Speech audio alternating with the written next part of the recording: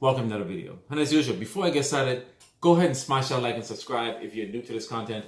And to my current subscribers, I appreciate you guys more. Let's just get right to it. The Safemoon price right now is 30142. Bitcoin's at the 27,000 mark, and Safemoon went ahead and released the activity highlights in reference to the project that they're working on, the status on where they are, what they're integrating, what additional steps they're doing to fine tune, and some of those steps are optimization of SOS with integration of the chains. And basically optimization means fine tuning, making sure that it's running properly, whatever they can do to make it move even faster, or additional tuning. Optimization can be adding more RAM, or shortening or tightening how the developers tightening the code, shorter lines, or the language in which they're writing. Try to make less steps to go ahead and tune it rather than having a more larger program write it a little more tighter so they can get the results, the same results, but a more quicker time.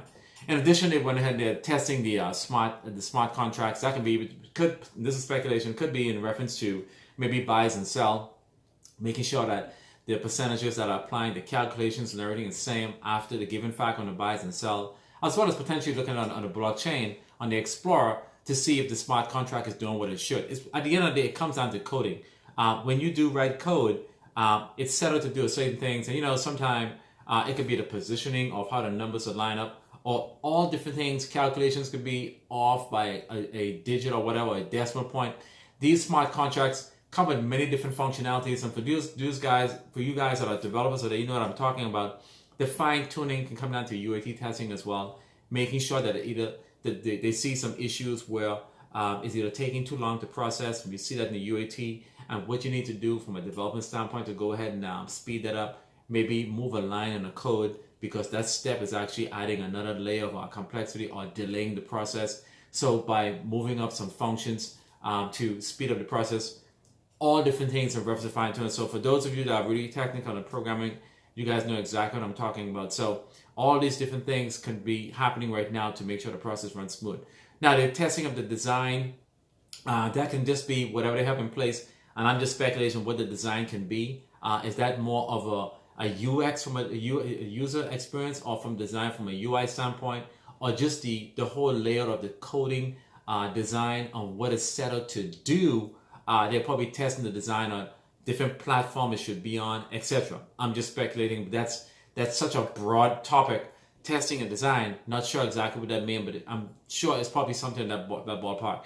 Monitoring and fine-tuning the TPS after SOS, let's say integration. Monitoring status, see how it's performing. They can be using some sort of monitoring tool to see, let's say SolarWinds or whatever monitoring tools they have there, to see how it's actually performing from a analytical or a statistical standpoint that is running the way it should graphically. The TPS, let's say transaction per second, speed, how many transactions. I think way back they mentioned that they can do up to 3,000 or up to 3,000 plus or 3 million transactions per second. Not sure of the number, but it's in the threes, either 3,000 or 3 million transactions per second. But now integration with SOS Safemoon Orbital Shield is a scanning vulnerability type of tool. So whenever you do add some sort of vulnerability tool to go ahead and scan things, it does affect the speed, because it slows these things down. So they most likely going to be tuning there to see that, okay, how fast we can make this go, given the fact that we have Orbital Shield scanning and checking for vulnerabilities at the same time. It is a known fact that whenever you, for example, you have an antivirus software on your computer, whenever you do install something, it takes a little while for it to install, because it's verifying that the files that are there, nothing of those name of those files are actually malicious. Because what it will then do, go ahead and do a scan, and if they see a file that's actually known, it's going to go ahead and delete that, and your installation may finish. Now, this may not be the same case with Orbital Shield, but I do think the whole premise of this application is security, and Safemoon Orbital Shield is to go ahead and scan to make sure that there are no vulnerabilities in there. So they also verifying that, meanwhile it's scanning, how much of an impact is this affecting the performance when it comes down to transaction per second.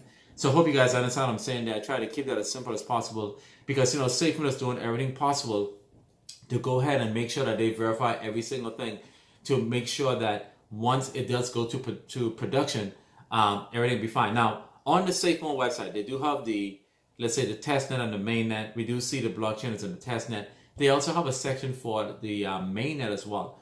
for the blockchain. So, and both of them around the same time of the month. So you guys go ahead and take a look at the website, the focus group. They have both sections now. It's in testnet, and the date and reference to when they'll update is roughly around the same time. So do they have one in testnet, and they are now mainnet does mean production. Now, does that mean production for Safemoon? There can be testnet, mainnet, and then prod.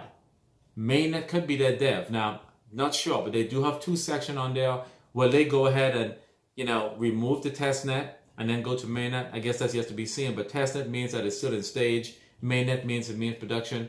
And the fact that it's there is a placeholder to make sure that they can go ahead and, update the website and put delivered, and they have in progress. So let's just wait and see how that all turns out, because, Safemoon is still building. It is a tech company, and all the things that they're doing, they have a lot of developers, and they have all of this stuff going. So hope you guys enjoying the videos. Go ahead, like, share, subscribe. Let's get the word out to as much people as possible. Guys, the prices are a really, really good price now. Remember, none of the information I'm giving you guys is financial. Even though the price is low, only use the monies that you can afford to lose, because, with investments come risk. And with risk comes really good reward. If you are able to get in with a project that is legitimate, that's going to take it all the way to the end and be fruitful as time goes on. Because every project that you invest in, you go in the mindset that this project will be successful. So what's happening here is that BBTF hired a software developer as a contractor to go ahead and work on the back end, as well as add with staking and all these other things to go ahead and bring innovation to the people that are going to be entering the platform to go ahead and utilize the product. Unfortunately, this developer became rogue at some point. Now, the action of this developer, what he most likely did is win over the trust of the team. And could that have been prevented? The short answer is no. Because, when you see somebody actually developing something and they're being successful at that, and everything is working great, as time goes on, you get even more comfortable with that developer. And I work with developers day in and day out. And we do have some really, really sharp ones. And the real sharp ones end up becoming the lead of those projects. So you give them more and more access as time goes on. But right now is that what the developer did, he went over the trust of the team. And this is why I tell you that this developer has most likely done this before. And I think he understands the fact that, my game plan is to keep delivering on products and try to win over the trust of the team, which this was most likely a chess move strategy that this developer is doing, and trying his best to get closer and closer to the gold part, which is the money. And once he got to that point, he did what he had set out to do. His mission was to go ahead and take the funds. Now, wasn't that smart? Because if he was as smart, he would have not let it backtrack to him that his wallet would be connected. But the given fact that he was the only one working on that project, he exposed himself. Now, the key thing here is that the identity of this developer is that his true identity. Okay. Now, was this developer working with a contracting consulting company here in the United States or in a foreign country? Because at the end of the day, the contracting company that actually supplied this contractor is the one should be sued, and then hopefully they would have liability insurance. So let's say, for example, the money cannot be recovered. Now, don't know the amount. I'm sure it's not a lot of money. It's guesstimation. It can be maybe just a few $1,000s. It's nothing to really have any impact. Now, money is money at the end of the day. Do get it. Guys, I'm going to invest in BBTF as well too.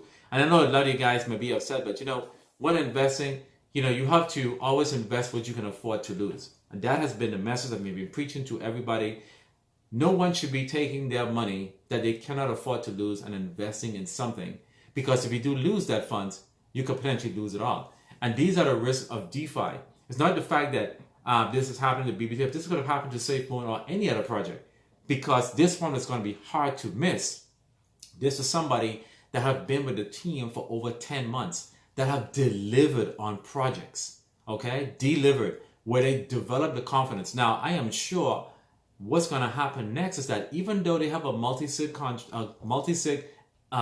of security feature in place to go ahead and do the approval, I'm sure they're going to go ahead and add even other layers. They have auditing checks in place that if you are working on this, there will be a proxy watching you from day in to day out. And you will not be able to work on that unless there's a proxy working and monitoring every single thing that you do. And every single thing that you work on to go ahead and submit or to go ahead and do a transaction, you will need a multi-sig for every single thing. So that is one of the things I would advise that is now put in place. Unfortunately, the next developer who is coming in may be the trustworthy one. But what's going to happen now, the level of security is going to be extremely high now. And it should be at that point, no matter who the developer is. I don't care if the developer is a rock star. The security needs to be unwavering, where it's to the level of, I don't trust you guys at all. Let me give you guys an example. The Federal Reserve, whenever they print money and they have the armor trucks take that money to a vault, to a different location, it doesn't matter how many times they see those trucks that come to the Federal Reserve to move that money around. Cameras are always on them. When they go into the building, they check them. When they come out, they check them. It doesn't matter if they're friends. So at the end of the day, that level of security needs to be in place where the level of auditing is at a 100% and multi-sigs should be in place on every single transaction, even though it may become frustrating and the person may say, hey, this is hindering my job. You need to get a multi-sig if you're updating, you're saving, you're deploying on every single thing. So there's checks and balances. You can stop and say, well, why are you doing this? Let's go ahead and the change management process on why.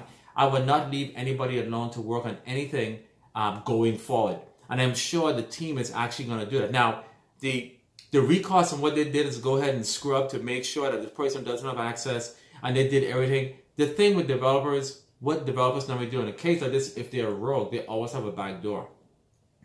And the fact that this was actually done means that this has been planned out carefully, day by day, to the point where they got to the goal. The question is, was this person alone?